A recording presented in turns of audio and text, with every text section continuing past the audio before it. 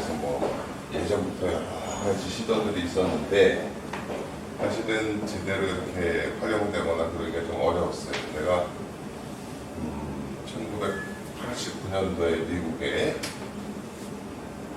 AAID라고 아메리칸 아카데미 오브 임플란트 덴티스트리라는 이런 학교가 지금도 있나 모르겠어요. 그러니까 있었는데 이때 가니까 임플란트는 활용하는 게 실패를 하면 어떻게 하냐.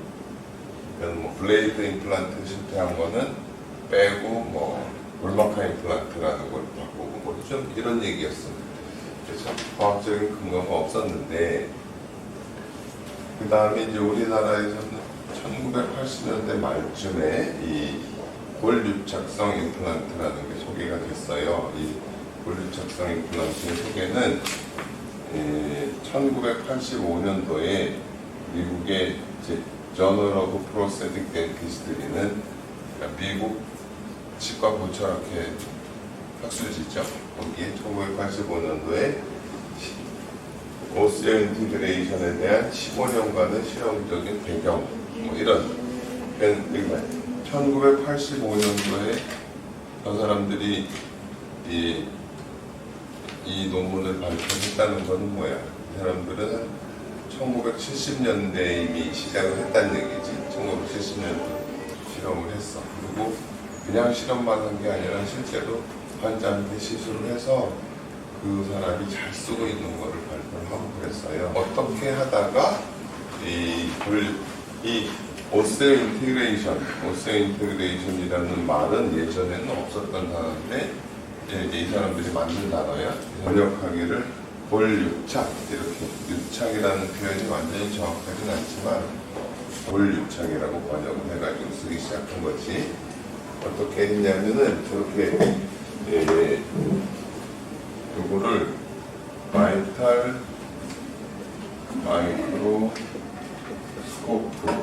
마이크로스코프라는 것은 현미경을 말하는 거야.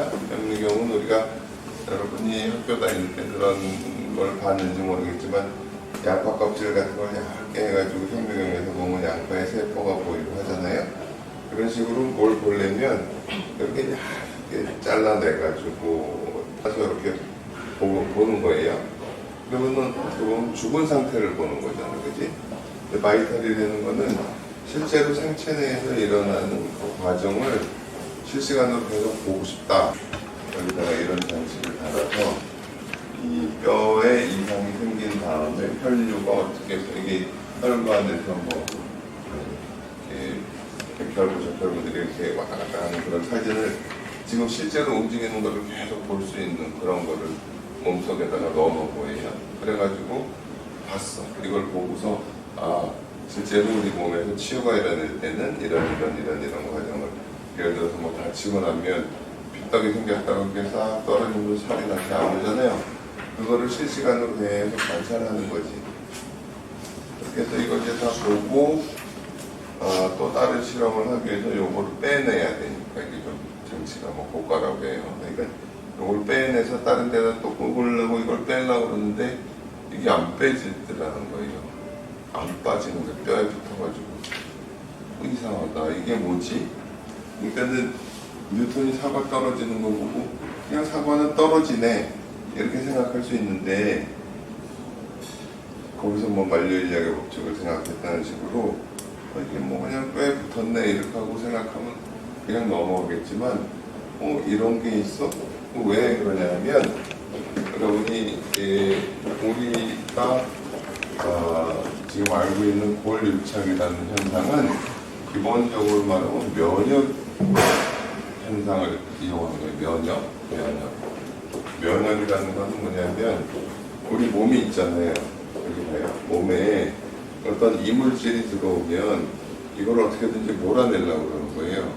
이 이물질이 들어오면 어떻게든지 바깥으로 몰아내거나 이게 정 안 되면 여기를 이렇게 뺑 둘러싸버려. 연료질 같은 걸로 둘러싸서 이 몸의 다른 부분하고 연관이 없게 만들어버리는 거야. 그러니까는 가끔 외장 중에 총알이 박힌 사람이 그냥 살고 있더라. 근데 총알은 이물질이기 때문에 막 이렇게 무슨 뭐 면역 반응이 일어나거나 그렇게 되는데 그렇지 않다면은 이렇게 뺑 둘러싸서 그 해가지고 이물질이 우리 신체 내부하고 어떤 접촉을 못하게 만들어 버리는 거예요. 그래서 예전에 사용했던 임플란트들은 그때 왜 이렇게 생긴다고 내가 1985년도에 시술했던 임플란트들은 이렇게 보면 나중에 보면은 이 임플란트 주변에 연조직이 이렇게 뺑 둘러싸고 있어요. 약간 이렇게 쿠션도 있고 그렇게 돼. 그래서 예전에는 이거를 그냥 뭐 슈도 페리오돈탈 멤브레인 이런 식으로 표현하기도 했어. 치주인대는 아닌데 슈도라는 건 이제 가짜라는 얘기야. 치주인대랑 비슷한 역할을 한다. 근데 사실은 이게 이물질이니까 이물질을 몰아내는 이렇게 차단하는 역할을 한 거였지. 이런 게 항상 있었는데 그런 게 없더라는 얘기죠. 저기는 이렇게 외부 물질을 차단하는 뭐가 있었는데 그게 없더라는 얘기예요. 예전에 예를 들어서 우리가 뭐 수술을 뼈를 고정하기 위해서 뭐 핀을 갖거나 어쩌나 그럴 때는 이 면역 반응이 가장 적은 어떤 금속 나사 같은 걸 이렇게 박았었거든. 몸속에 들어가야 되니까. 근데 그건 면역 반응이 작았을 뿐이지 면역이 없다 이렇게 표현하기는 어려워요. 근데 지금 우리가 생각하는 거는 이 골유착이라는 거는 면역 반응이 일어나지 않더라는 거지. 이 물질이 들어갔는데 외부 물질이라고 인식을 안 하는 거다.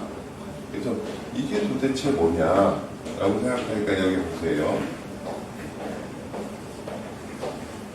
저희가 티타늄이라는 재료는 이렇게 외부에 딱 나오는 순간 굉장히 빠른 속도로 옆에 이렇게 산화막이 딱 생겨요. 그래서 티타늄이 아니라 티타늄 산화막이 몸 인체 내에 들어갔을 때 면역 반응을 일으키지 않는다 이렇게 보는 거야. 여러분이 이렇게 보면 알루미늄 샤시라는 거 있잖아, 그죠? 예전에 알루미늄 샤시. 알루미늄도요, 뭐 철도 마찬가지고요. 철이 산화된 게 뭐 녹이 쓴다고 그러잖아, 그지? 근데 알루미늄이 산화되고 이런 알루미늄이 산화가 되면 표면에 이 알루미늄 산화막이 생겨서 이게 굉장히 치밀하기 때문에 더 이상 어떤 뭐 물기나 이런 것이 속으로 파고들지 못하게 하기 때문에 이게 녹이 안 쓴다 이렇게 표현을 하는 거예요. 그런 식으로 티타늄이라는 재료는 딱 외부에 노출되면 바로 산화막이 생성이 되어버리는데 그 티타늄 산화막이 면역 반응을 일으키지 않도록 하는 그런 거다라는 사실을 이제 생각을 해낸 거지. 그래서 저런 어떤 실험을 내가 뭐 치과의 어떤 그 보철물을 잡아주기 위해서 턱뼈에다 심었다가 알게 된 게 아니고 이런 실험을 하다가 저 재료는 몸에서 면역 반응을 일으키지 않고 뼈하고 달라붙네. 완전 달라붙는다고 보면 어렵지만 그런 식으로 현상을 생각을 해서 그럼 저기다가 예를 들어가지고 이를 만들어서 이렇게 고정을 시켜 써도 이게 문제가 없는가 그런 실험을 다 하고 그래서 실제로 환자한테서 만들어서 써보고 그러고서 발표를 한 논문이에요. 이렇게 깊이 있는 논문이 사실 잘 없어요.